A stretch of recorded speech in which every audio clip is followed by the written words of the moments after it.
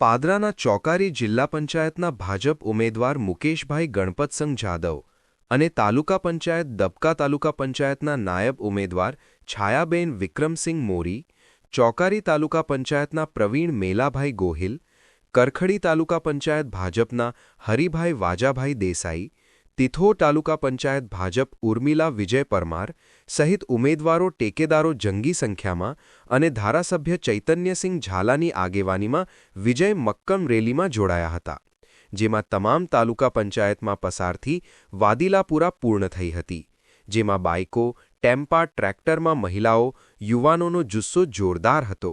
આ રેલીમાં અનેક આગેવાનો સાથે જોડાયા હતા અને વાતાવરણ જોરદાર બની જવા પામ્યો હતો. માતૃરક્ષા ન્યૂઝ, ગોપાલ ચાવડા.